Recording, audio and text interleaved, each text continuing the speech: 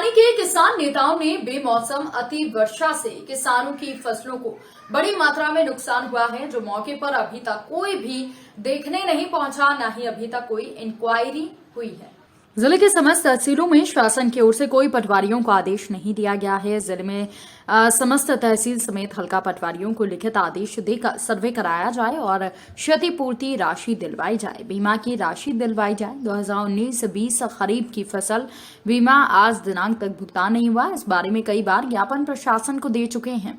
इधर किसानों को बीमा राशि से लेकर अन्य कई राशियों का भुगतान नहीं हो पाया है। उधर बिजली विभाग का डंडा चल रहा है। परंपरागत खेती में भ्रष्टाचार पनप रहा है। किसान काफी ज्यादा परेशान हैं और इस बात को लेकर आज किसानों ने अपना गुस्सा जाहिर भी किया है।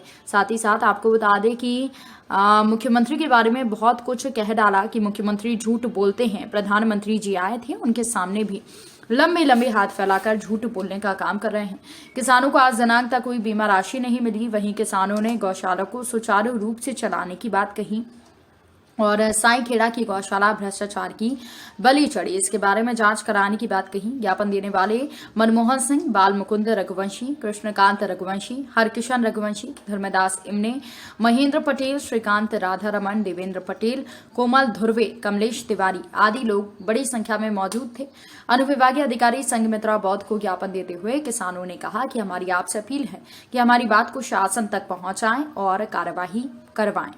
मांगे हैं जो पानी गिरा है इस समय मध्य प्रदेश में और रायसेन जिले में भी बहुत नुकसान है, सिलवाई तहसील में भी बहुत नुकसान है और यहाँ इस मामले को लेकर भी ज्ञापन दिया गया है। बीमा में खेत को इकाई माना गया है। अगर जल भराव में फसल खराब होती है तो बीमा मिलता है।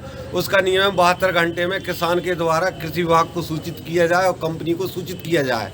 जबकि किसान दर दर भटक रहा है, कृषि विभाग में जा रहा है तो वो बीमा कंपनी की बोलते हैं। यहाँ से कोई रिपोर्टिंग नहीं हो रही, ना कोई पटवारी सहयोग कर रहा है, ना ग्राम सेवक सहयोग कर रहा है इसमें।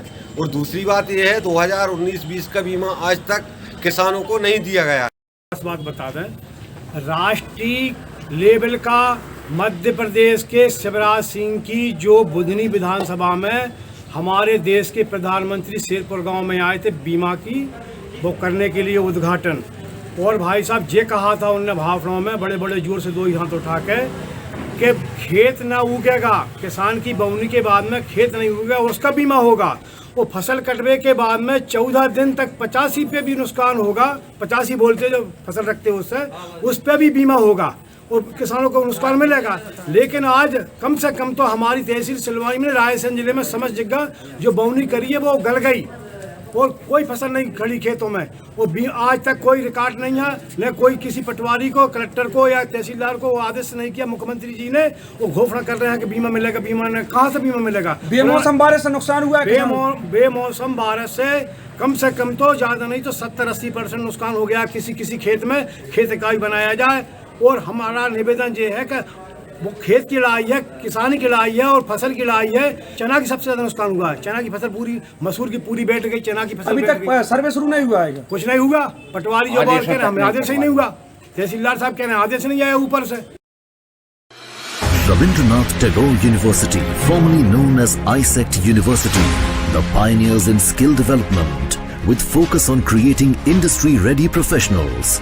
Join India's premier skill-based university, Rabindranath Tagore University.